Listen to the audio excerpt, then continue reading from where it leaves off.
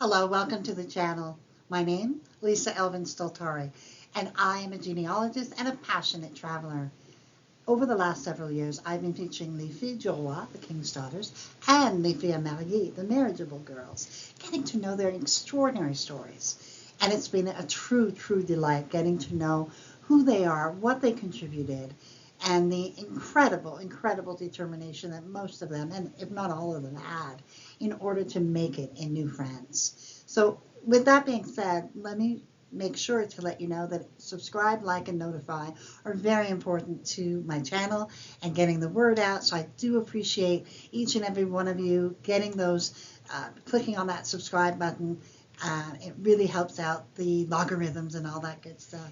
And don't forget to go on my Have Roots Will Travel website because you can see an index, alphabetical, of all the ladies I've done so far, and then there's quick links to all the videos. So have a look at that, and I will see you on, let's get started and do episode number 82 of Les Filles Mariées.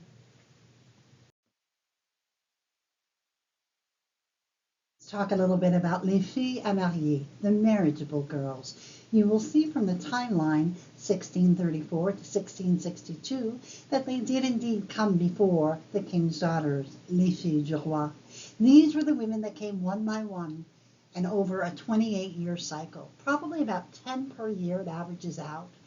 And they are truly the founding grandmothers of Quebec. These are extraordinarily brave women who came to a place that was truly a wilderness, and they created families and cities and towns that live on to this day. They were there first. And to honor them, I am also acknowledging each and every one of these filles mariées, and we're looking at all 262, I believe, that came between 1634 and 1662. To those ladies, we owe an enormous amount of gratitude. Today's episode, number 82, features Anne Miville.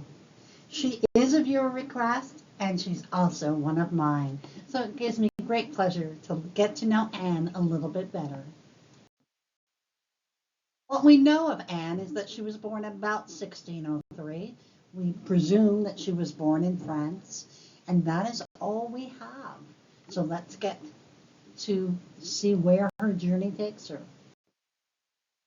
See that Anne arrived in New France sometime around 1635. She may be the daughter of a man named Gagne Martin, who died in Beauport in 1662. That is according to Peter J. Gagne in his extraordinary books about les filles du roi and les filles mariées. But presumably, she may have been on the very same boat that brought her future husband. So Jean Côté, which is the groom that she would select, was also born around 1604. We also don't know exactly where he's from.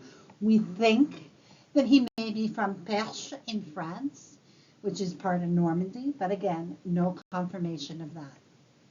According to the information that we have, we believe that Jean arrived on the 20th of July, 1635, either on a ship called Saint-Jacques or on one of the other ships coming into the harbor at that time.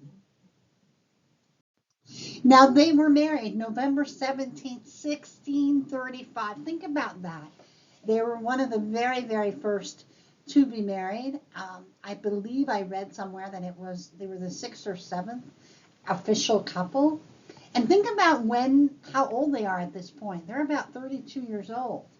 So in terms of New France, this is not too young. So this is their marriage record, and let's see where they settle.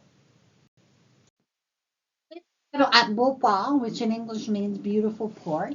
In 1634, Robert Giffard received the Seigneurie of Beauport from the Company of 100 Associates. By 1698, there were about 444 French colonists who had settled in this area, and they were attracted by the flour mill and the agricultural land. So you can see where Beauport is.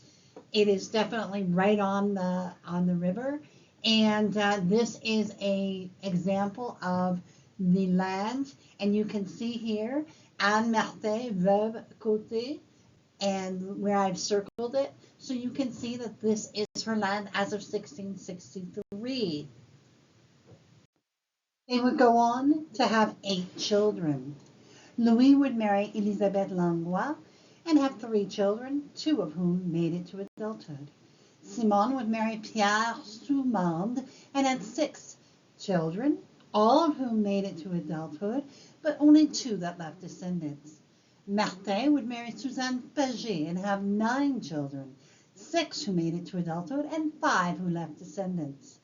Mathieu would marry Elisabeth Gravel and have 9 children, 5 of whom made it to adulthood, 4 who left descendants.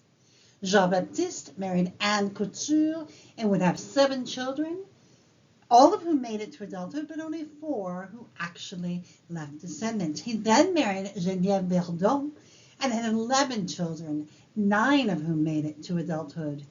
Noël married Hélène Graton and had 10 children, 7 of whom made it to adulthood, 5 who left descendants. If you're wondering why it's pink, that's to let you know that this is my line. Marie would die at infancy, and Louise would marry Jacques Grignot and have 1 child who made it to adulthood. Jean would pass away very early on. March 27, 1661, he and Anne were married 25 years. He was about 56 years old, much, much too early. Anne would carry on. She would carry on through the 1666 census. She was listed as 63, the widow of Jacques Côté, Martin Côté, Mathieu Côté, Noël Côté, and Michel Acou, who is a domestic engagé. In the 1667 census, it gets a little bit more interesting. We have Martin Côté, Suzanne Paget, 12 years old, we're not sure. Mathieu Côté, 25. Elisabeth Gravel, we know that that was one of the people that were married into the family. Jacques Côté, Noël Côté, André Moret. And then we have 3 beasts and 30 arpents. So she owns about 25 to 27 acres of land. Anne would die December 4th, 1684.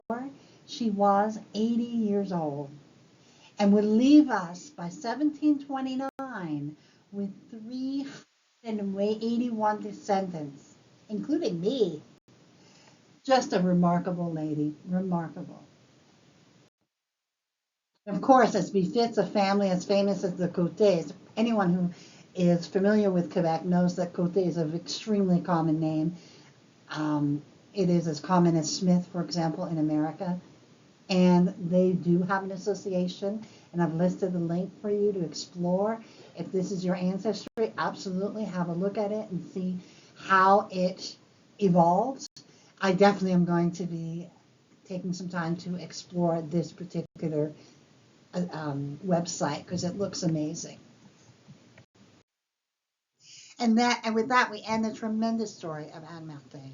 She truly is a pioneer, a matriarch of the Côté family. Those of you who are familiar with Quebec know how common the Côté name is, and that is in no small measure to this amazing woman and her husband, Jean.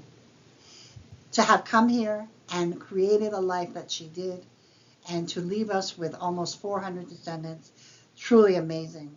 And what was more amazing to me is to really uncover the fact that she is my great-grandmother. I had some confusion in my tree, and as I was working on this episode, which goes to show you, you never know. You just keep cleaning up your tree, right?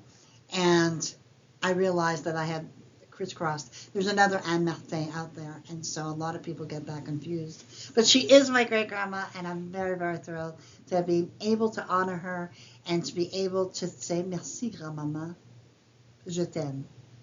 And with that being said, let me say thank you to my patrons and supporters. I appreciate each and every one of you. You are the wind beneath my wings. I always say that, but it's true. Because some days, you know, you kind of go, why am I doing this? And then you look and you go, wow, these people really appreciate it. So thank you so much for all of you. patrons, supporters, subscribers. You really make a difference. So thank you so much, and I will see you on episode 83 of Les Filles Amériques. Until then, au revoir.